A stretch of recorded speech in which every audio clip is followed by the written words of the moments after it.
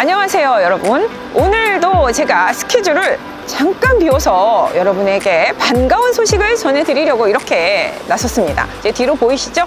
힌트입니다. 어제 기사였기 때문에 빨리 전달드리고 싶어서 여러분께 이렇게 급하게 나섰는데요. 지금 제 뒤로 보이는 곳이 바로 너무나 잘 알고 계신 용산의 국제업무지구가 들어올 용산 정비창 부지입니다. 11월 안에 관리계획 고시가 난다는 소식입니다. 관리계획 고시라는 것은요, 이제 구역 지정이 되는 것을 말합니다. 도시개발 구역 지정이 되는 것인데요. 이 관리계획 고시 나기까지 쉽지 않습니다. 우리가 알고 있는 그 서울시의 여러 가지 승인 절차를 밟아야 되는 것들이 굉장히 엄격해서 우리가 정비사업, 일반 정비사업 안에도 우리 교통영향평가, 환경영향평가, 그리고 건축영향평가 이런 것들을 받는데 한 분과별로 2년씩 보통 총 다 하면 6년이 걸린다고 말씀드렸어요. 그런데 뭐 신통을 하게 되면 한 분과를 모아서 2년 안에 해준다 뭐 이런 얘기 들어보셨죠? 그거와 같습니다. 이 정비창 부지도 똑같은 개발이기 때문에 그런 심의를 받게 되어 있어요. 그런데 다 통과가 되고 이제 마지막 제일 어려웠던 부분이 어디서나 그렇지만 그 교통영향평가입니다. 교통영향평가는 왜 받느냐? 이곳이 개발됨으로 해서 유동 인구와 차량 대수들이 늘어나겠죠. 교통량도 증가하게 되면 혼잡해지지 않습니까? 특히 도심권에서는 더욱더 중요한 부분인데요. 그래서 가장 받기 어려운 곳입니다. 왜냐? 대도심권은 항상 너무 번잡하고 너무 지금도 차량 체증이 심하기 때문인데요. 이런 것들을 해결해야 되는 부분 때문에 항상 어려운 부분인데 대광위의 심의가 통과되었습니다. 물론 조건부이긴 한데요. 대광이라는요, 대도심권 광역교통위원회를 말합니다. 그래서 그 심의를 받는 것이 가장 어려운데 받았다라는 것이고요. 지금 SH와 코레일이 같이 시행을 하고 있습니다.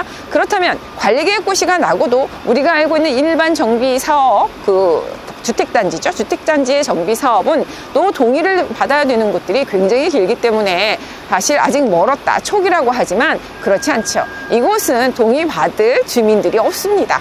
그렇기 때문에 이렇게 구역 지정이 되고 나면은 사업 시행인가 바로 받는 것도 그냥 직진이라는 말씀 드릴게요.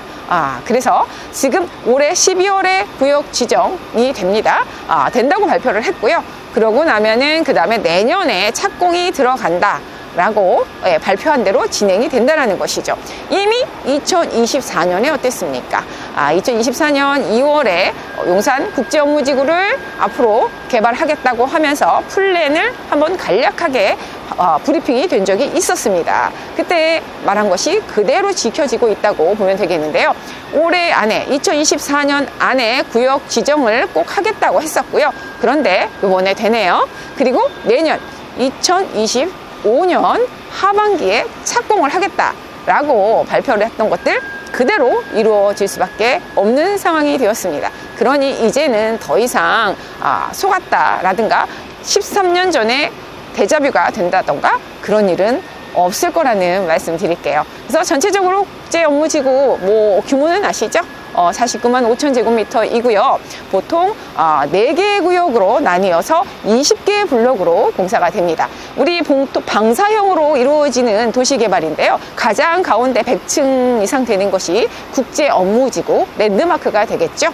그리고 그 다음이 업무 복합지구입니다. 그리고 그 다음 블럭이 업무 지원지구, 그리고 그 다음 블럭이 복합 문화지구로 해서 4개의 존으로 나눠서 공사가 들어갑니다. 여러분 생각만 해도 어마어마합니다. 20개의 블럭 안에 그 어마어마한 그 업무지구들과 그리고 그에 따른 복합지구들, 우리가 이곳을 컴팩트 시티라고 보통 부르는데요. 컴팩트 시티는 바로 업무 시설과 그리고 숙박, 관광, 그리고 쇼핑 모든 것이 복합된 그런 시설로 개발이 된다는 거 너무 잘 알고 계시죠? 그렇다면 그에 따른 여파, 제가 오늘 이 소식을 말씀드린 것은 첫 번째는 이렇게 잘 진행이 되고 있다라는 단순한 내용만 말씀드리려는 것이 아니라 이에 따른 수혜 지역이 어디일까에 있어서 초점을 맞춰 보실 필요가 있습니다. 우리가 잘 생각해 보십시오. 대광위에서 발표한 조건부 승인입니다. 그냥 승인이 아니라 조건부 승인. 어떻게? 한번 유동인구와 교통량에 대해서 해결을 해야 된다는 부분인데 한번 살펴볼게요. 용산 일대에는 6만 6천여 명 정도의 상주 인구가 있다고 합니다. 그런데 앞으로 업무지구가 개발이 되었을 때에는 한 25만 6천여 명 정도의 유동인구가 발생을 하니 이에 따른 수요의 교통여건을 해결하라는 조건이 있었고요. 그 다음에 현재도 한 24만 대 이상의 교통량이 있는데 이곳을 앞으로 더 이상 개발을 했을 때에는 그 이상 거의 38만이면 40만 이상의 교통량이 증가를 하게 된다라는 것이죠. 그렇게 봤을 때 이것을 해결할 수 있는 방안이 있어야 된다라는 얘기입니다. 그렇다면 무엇이겠습니까? 좀 더 많은 교통량을 위해서는 도로 확보가 되어야 되는 것입니다. 그래서 좀 전에 말씀드린 철도가 지하화되면서 진입로 좀 더 확장해야 되고요. 교통량에 대한 도로 확장도 필요한 것이고요.